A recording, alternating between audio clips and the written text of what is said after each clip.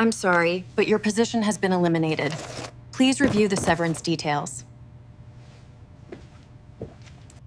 27,003 maxed out cards. It's gone. It's all gone. What am I gonna do? Now look at his neighbor. He earns way less money. He drives a 5-year-old sedan and mows his own lawn. But a middle-aged East Asian man sleeps like a baby because he has over $1 million invested.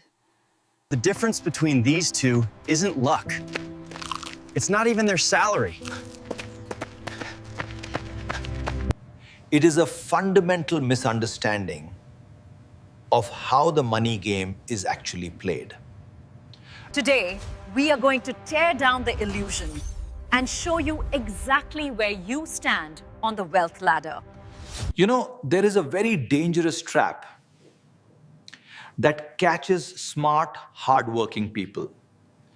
Let's call it the 300K income, 30K net worth trap.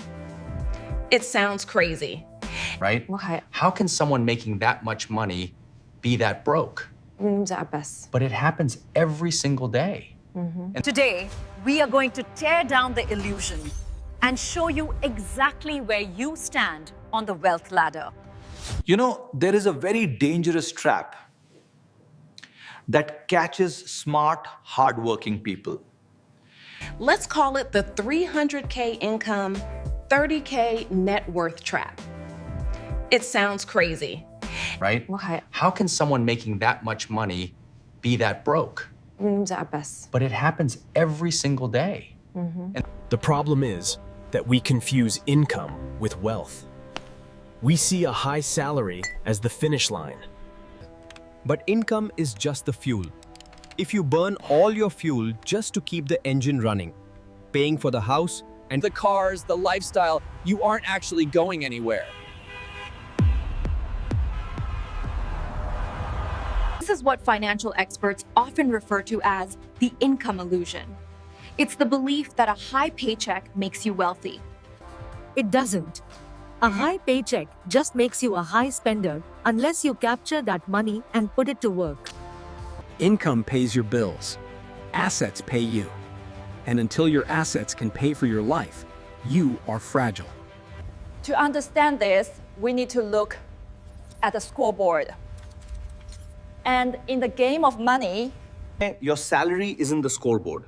Your net worth is. That is simply everything you own minus everything you owe. Your salary isn't the scoreboard. Your net worth is. That is simply everything you own minus everything you owe. so let's stop guessing. Let's look at the real numbers for 2025 and break down the 5 tiers of wealth.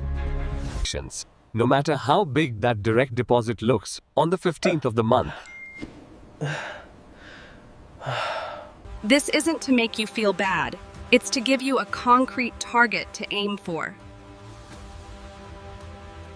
Let's start with the baseline. Half of all American households are sitting around a median net worth of about $193,000. That's the middle of the pack. If you are there, you're doing okay, but you're likely relying heavily on your paycheck. Now, let's start climbing. To break into the top 25%, you need a household net worth of roughly $659,000. at this level, a Caucasian man probably owns a home and has a decent retirement account growing. He isn't worry-free, but he has some breathing room. Next is the top 10%. This is where things get serious. To be here, you need a net worth of about $1.9 million. At this stage, your money is starting to do some heavy lifting. The interest and growth on your investments might even match your salary in a good year. Finally, the top 1% past 3%. Then we have the top 5%. The number here is roughly $3.8 million.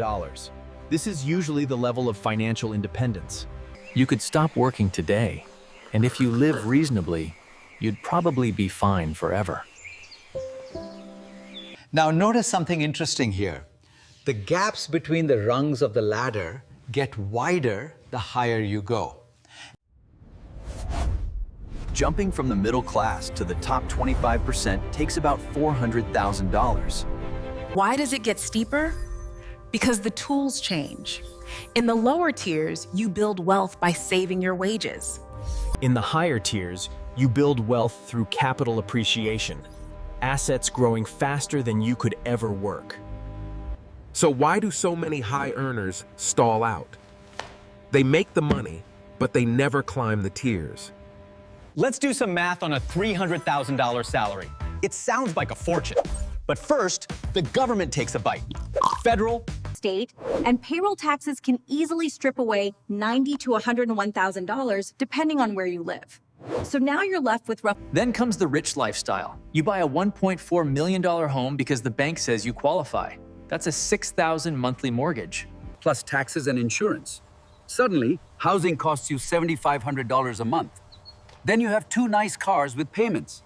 Insurance, maybe private school for the kids, subscriptions, dining out, and nice vacations.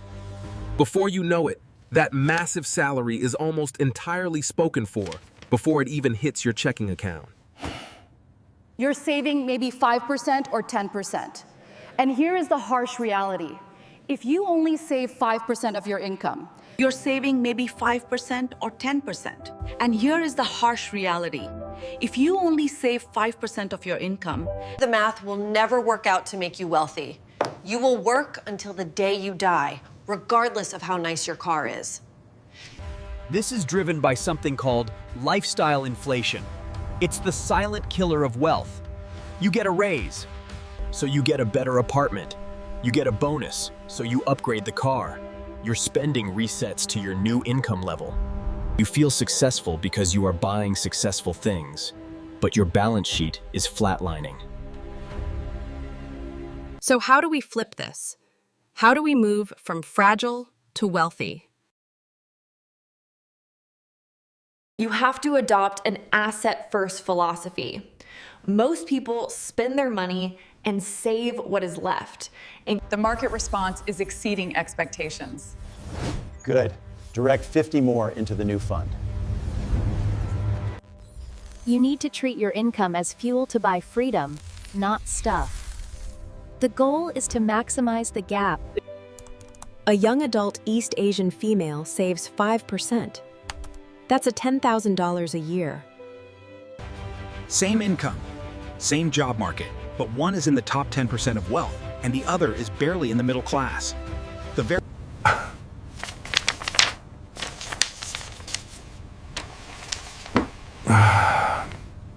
Okay, so we know the numbers, but what do a Middle Eastern male actually do? The strategy changes depending on where he is on the ladder. You can't use a top 1% strategy if you are just starting out, and you shouldn't use a beginner strategy if you have millions.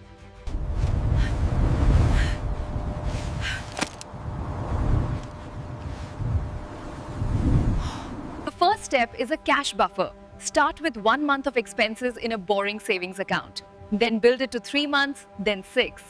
This isn't an investment, it's insurance. Net guns. It prevents you from having to use credit cards when the car breaks down. Yeah. Speaking of credit cards, you need to kill bad debt. Any debt with an interest rate over 7% or 8% is an emergency.